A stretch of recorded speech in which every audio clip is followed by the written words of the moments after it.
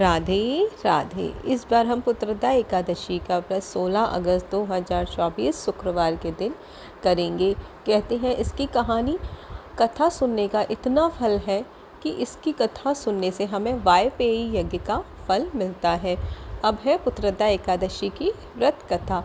द्वापर युग के आरंभ में महेशमती नाम की एक नगरी थी, जिसमें महीजीत नाम का एक राजा राज्य करता था। लेकिन पुत्रहीन होने के कारण राजा को राज्य में सुखदायक नहीं लगता था। उसका मानना था कि जिसके संतान ना हो उसके लिए यह लोक और परलोक दोनों ही दुखदायक होते हैं। पुत्र सुख की प्राप्ति के लिए राजा ने अनेक उपाय किए, परंतु राजा को पुत्र की प्राप्ति नहीं हुई। वृद्धा अवस्था आदि देखकर राजा ने प्रजा के प्रतिनिधियों को बुलाया और कहा, हे प्रजाजनों, मेरे खजाने में अन्याय से उपार्जन किया हुआ धन नहीं है, ना मैंने कभी देवताओं तथा ब्राह्मणों का धन छीना है। किसी दूसरे की धरोहर भी मैंने नहीं ली है। प्रजा को पुत्र के समान पालता रहा। मैं अपराधियों को पुत्र तथा बांधवों की तरह दंड देता रहा। कभी किसी से घृणा नहीं की, सबको समान माना है।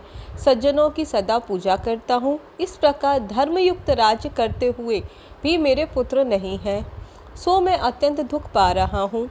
इसका क्या कारण है? राजा महीजीत की इस बात को विचारने के लिए मंत्री तथा प्रजा के प्रतिनिधि वन को गए और वहाँ बड़े बड़े ऋषि मुनियों के दर्शन किए। राजा की उत्तम कामना की पूर्ति के लिए किसी श्रेष्ठ तपस्वी मुनि को देखते फिर रहे थे।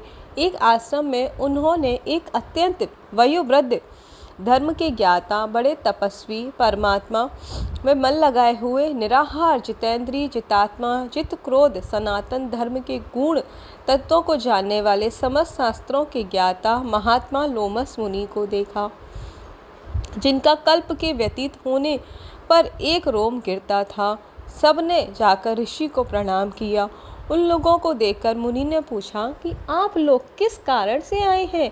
निसंदेह मैं आप लोगों का हित करूंगा। मेरा जन्म केवल दूसरों के उपकार के लिए हुआ है, इसमें संदेह मत करो। लोमस ऋषि के ऐसे वचन सुनकर सब लोग बोले, हे महेशी, आप हमारी बात जानने में ब्रह्मा से भी अधिक समर्थ हैं, अतः आप हमारे इस संदेह को दूर कीजिए।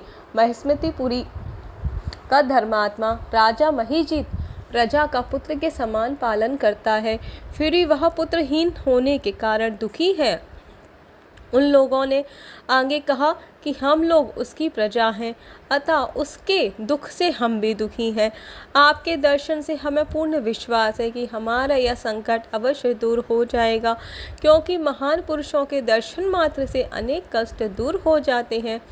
अब आप कृपा करके राजा के पुत्र होने का उपाय बतलाइए। यह वार्ता सुनकर ऋषि ने थोड़ी देर के लिए नेत्र बंद किए और राजा के पूर्व जन्म के वृतांत जानकर कहने लगा कि यह राजा पूर्व जन्म में एक निर्धन वैश्य था। निर्धन होने के कारण इसमें कई बुरे कर्म किए। यह एक गांव से दूसरे गांव व्यापार करने जाया करता था। एक समय ज्येष्ठ मास के शुक्ल पक्ष की द्वादशी के दिन मध्याह्न के समय जबकि वह 2 दिन से भूखा प्यासा था, एक जलाशय पर जल पीने गया। उसी स्थान पर एक तत्काल ही ब्याई हुई प्यासी गौ जल पी रही थी। राजा ने उस प्यासी गाय को जल पीते हुए हटा दिया और स्वयं जल पीने लगा, इसलिए राजा को यह दुख सहना पड़ा है। एकादशी के दिन भूखा रहने से वह राजा हुआ और प्यासी गाय को जल पीते हुए हटाने के कारण पुत्र के वियोग में दुख सहना पड़ रहा है। ऐसा सुनकर सब लोग कहने लगे कि हे ऋषि, शास्त्रों में पापों का प्रायश्चित भी लिखा है, अतः जिस प्रकार राजा का यह पाप नष्ट हो जाए, आप ऐसा उपाय बताइए।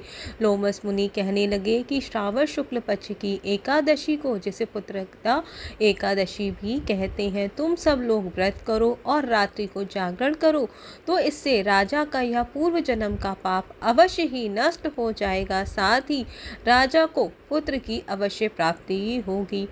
लोमस ऋषि के ऐसे वचन सुनकर मंत्रियों सहित सारी प्रजा नगर को वापस लौट आई और जब श्रावण शुक्ल एकादशी आई तो ऋषि की आज्ञा के अनुसार सबने पुत्रदा एकादशी का व्रत और जागरण किया।